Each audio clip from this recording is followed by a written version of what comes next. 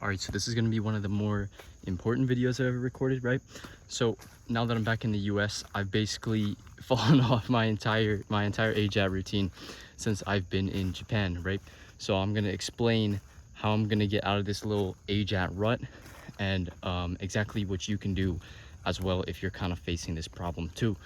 So the most important thing with this is that you're going to hear a lot that time like it's gonna take 2,000 hours total to learn Japanese, right?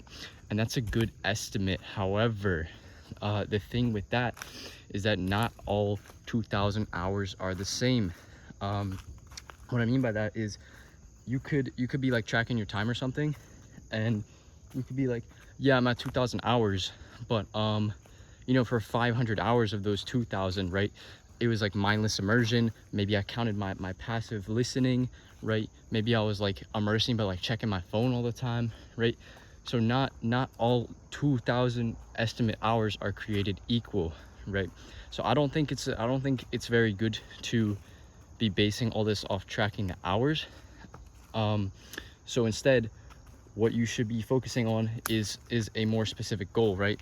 So for me, in one of my past videos, I mentioned that you should be learning sentences instead of words, because that way when you learn the sentence, you can also learn the grammar structure, the pattern, get more used to it. And then, but the sentences you want to learn are the ones that are going to have a new word in it. So in addition to learning the new word, you also learn the sentence and all the grammar, the structure, the pattern, everything that goes with it, right? So for me, I've got about 150 days until the JLPT N1 test. So my goal for that is going to be about 6,000 sentences for the first 75 days of that, right? The first half of that, I'm going to build as much reading fluency as I can while doing passive listening in the background. So that's going to be, I don't know, my math is really bad, but I think that's around like 75-80 sentences a day. I'll have an Anki deck where I'm going to be, you know, adding all the sentences.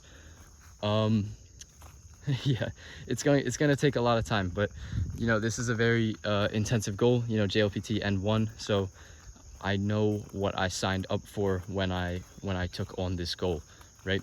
And then after those 75 days, I didn't mean for this to turn into just my plan for the JLPT, but after those 75 days, I'm going to go into the pure listening phase, right? You don't actually need to study any output for the JLPT. For the JLPT. Jeez, that's a big spider. But yeah, that's basically what I'm going to be doing. But what does this mean for you, right? How can you get out of your own little AJATT rut? So what I'd say to you is, obviously it depends on the level you're at. If you're a beginner, right, maybe you started for 2 weeks or something, completely fell off, right? You can't seem to get into it. What I'd say for you, for getting out of your little AJATT rut, right, is to just start out small with the different kinds of things you're doing, right? You don't need to be hitting 6 hours a day. You don't need to be hitting 4 hours a day, right?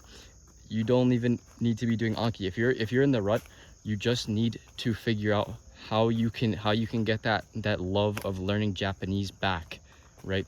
So the best thing I can say to you is to pick a show that you're really interested in, right? Pick some kind of content that you really like. Maybe it could be something new, maybe it's something, geez, what's all with the spider webs? Pick some kind of content that you really like, and then just get into it, right? Even I saw a very interesting comment the other day. Some guy was saying like, yeah, it's going to be way better the more comprehensible your input is, like if you can understand 10, 20, 40, 60% of what you're looking at versus only like 1, 3, 5%, right? But the thing is, when you're a beginner, it's just going to be hard no matter what. So you know, personally, I've always been a big advocate for like, you don't have to watch like Coco Melon when you're starting out, right? Pick something you enjoy, because it's just going to make you hate the overall AJATTing at first. So that's why at the start I used to watch anime that I was interested in, and I would have the subtitles up, and I wouldn't even be focused on comprehending it, because I was still learning the first 1K words at the time. I wouldn't be focused on comprehending it, right? I would just be following along with the subtitles, hearing the sounds, getting used to like reading and listening at the same time, right? I was just building those fundamental skills at the start, right? So what does this mean for you? What I'm lost. Yeah, so what you can do, just take it slow, do a little progressive overload with it, right? Do 30 minutes today, right? Watch the show you like, do 30 minutes today.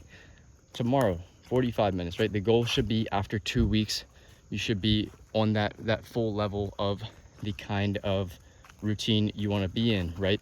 So maybe in 2 weeks time, you want to be doing 4 hours a day of like 2 hours are free flow immersion, 1 hour is active intensive reading, right, where you're pausing for every subtitle, you're doing the word lookups, you're going for comprehension, right?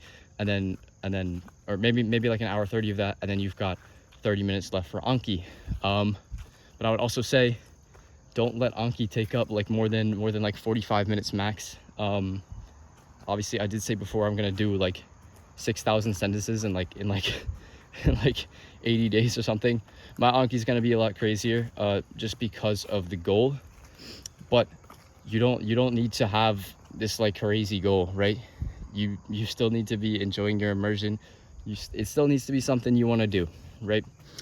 And that's just the most important part is the discipline and the patience of all of it. I've mentioned it before, but if you don't stop, you will become fluent. It's that simple, right? Even if I don't hit N1, it doesn't matter, I'm not stopping. If I do hit N1, doesn't matter, I'm not stopping. That just because you hit N1, that does not make you fluent, right?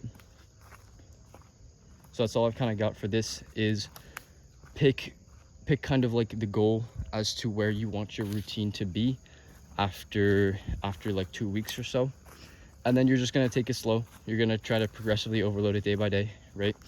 Because you don't want to just jump straight into 4 hours a day and feel burned out, right? Because I just got back yesterday, but I did like an hour yesterday because I'm trying to build back up to that 6 hours a day. But yeah, that's all I kind of have for this. I hope you got some value out of this. A lot of bugs. All right, so AJATT, matane.